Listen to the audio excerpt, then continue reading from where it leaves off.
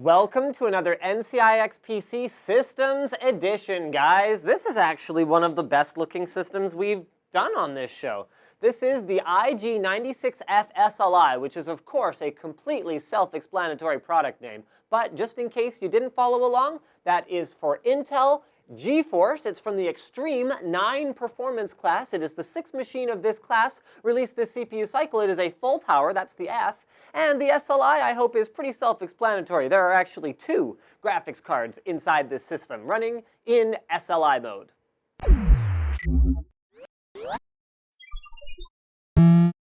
So given that this system is in the highest performance tier and is actually designed to outperform the GTX 780 Ti, of course it comes with a bit of a price tag on it. It's $23.99, but it's built around the latest high-end components from CoolerMaster, Gigabyte, and Intel, and it does succeed in its goal of outperforming a GTX 780 Ti, which is a $600 plus graphics card.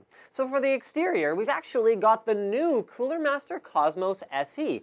This addresses pretty much every issue I had with the original Cosmos 2. It has that same look to it with kind of a curvy front and then these nice reinforced bars for moving it around or lifting it or whatever else. It's much smaller than the Cosmos 2, which is great. That is a huge plus because the Cosmos 2 was just plain difficult to move, both in terms of its size and in terms of its weight, and it doesn't fit that much less hardware than the Cosmos 2. That was my other problem with the Cosmos 2, was it was large, but you actually couldn't put that much stuff in it in terms of radiators. So this one is very efficiently laid out. So here at the front, we've got 3 5¼ bays, which are of course empty. Optical drives are very optional these days. Down here, we have a removable filter with mesh, where you can access the 2 front 120mm fans. On the right-hand side, we have just a plain side panel with a punch-out for extra room for cable management. So you can see, you can get your cables. I mean, they've stylized it, right? But they're hiding the ability for you to get your 24-pin cable up to where it needs to go, which is the thickest cable in the back, without that causing any issues, closing your case. Moving up to the top, we've got 2 USB 2.0 ports, 2 USB 3.0 ports, microphone and headphone jacks, as well as a power switch, a reset switch, and look at that, lighting control built right into the case. So you can use that to turn the front fan LEDs on and off. It's important to bear in mind, though, that, guys, features like that don't always work if you do decide to replace the fans. The good news is that CoolerMaster ships decent fans with their cases, so there's less need to do that. The rest of the top of the case is taken up by more cooling mesh, and the left-hand side is pretty much dominated by a very nice-looking window. So that's a bit of a smoked window. It's not super dark or anything, and it looks quite nice with the blue LED lighting that's inside the case. The tower sits on a couple more nice, solid metal feet that actually have rubber grips on the bottom of them, so they're not going to slide around or anything like that. And finally, I/O at the back is 6 USB 3.0 ports, a PS2 keyboard mouse combo port, all the display outputs you could possibly want, DVI, HDMI, DisplayPort, VGA, optical audio out, 2 eSATA ports, Gigabit Ethernet, 7.1 audio, and then, courtesy of the 2 more graphics cards, we have an additional 4 DVI, 1 HDMI, or 2 HDMI and 2 DisplayPort. However, the thing with all that is because you're running an SLI, you will be limited to 3 displays in 3D Vision Surround with an auxiliary display. You just have more graphics horsepower to throw at the problem that you might give it. Not that I'm saying games are a problem. I mean, they're fun, not problem. Fun problem.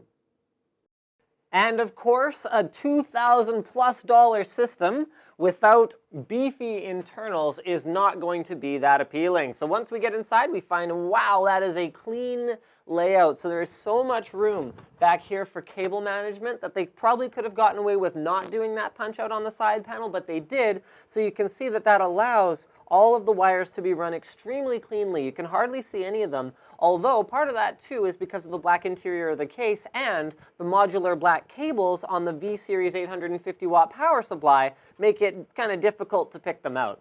Now, one thing to note, guys, is that those 5¼ inch bays are being occupied by the dual 120 millimeter radiator up here in the top. This is CoolerMaster's EISBERG Prestige 240L. So the L refers to the thickness of the radiator, and the EISBERG series is actually almost a unique item in the market out there. So it is an upgradable liquid cooler. So it has a micro fin CPU block down there. It has a pump that's integrated into the CPU block unit, and check this out.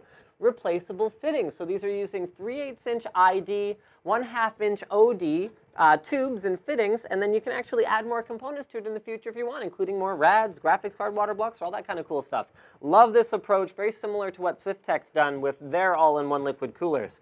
We've also got a Gigabyte Z87X UD4H motherboard. Gigabyte in the last few generations has done such a great job of their aesthetics with the matte black PCB, nice red accents, and of course it's a Gigabyte board, so, you know, thumbs up there.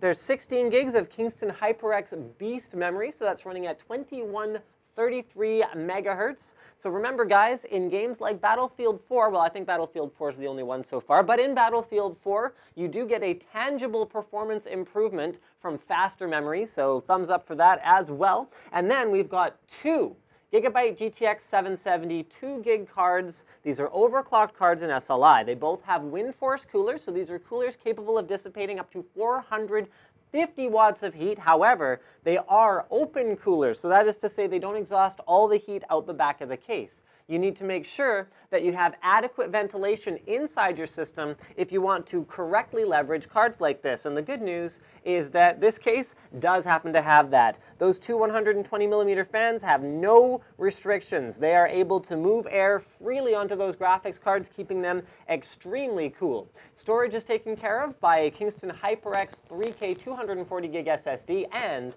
a Seagate 2 terabyte extra storage drive, and the lighting is handled by BITFENIX modding accessories. So these are their ALCHEMY LED strips, which are excellent quality. I've actually had bad experiences with other LED strips, whereas BITFENIX's, the LEDs have been of a very consistent quality and they don't tend to die. So kudos to them for that. That's why we use them. So guys, for your $2,400 investment, you get all of this and 2 copies of the GeForce Holiday Bundle. You get Splinter Cell Blacklist, Assassin's Creed 4 Black Flag, and Batman Arkham Origins. It's really a shame that all of those are predominantly single-player games, because otherwise I would suggest that you can give them to a friend and then play with them, but instead you can give them to a friend and then sit next to each other and play them at the same time, perhaps. You know, you could compete in terms of, you know, getting more Riddler trophies in Batman Arkham Origins or whatever the case. I haven't played Arkham Origins, but I'm assuming there are Riddler trophies because I played the previous 2, and they both had lots of them. So anyway, you get those bundles. You can also get a great deal on an NVIDIA Shield because it comes with GTX 770s. You can get $100 off an NVIDIA Shield, which makes it $200 and a pretty darn compelling value. And I think that pretty much wraps it up. As always, guys, there are peripheral deals as well as other exclusive deals that go along with NCIXPC systems. Once you add them to your shopping cart, those are going to show up and you can kit yourself out with not only the tower, but also, you know, monitor, keyboard, mouse, speakers, headphones, all that kinds of cool stuff. Thank you for checking out this NCIXPC episode on whatever the model of this system is. I can't remember anymore because it was too complicated for me. Maybe I'm just an idiot. But don't forget to subscribe to NCIX Tech Tips for more videos like this from NCIX.com.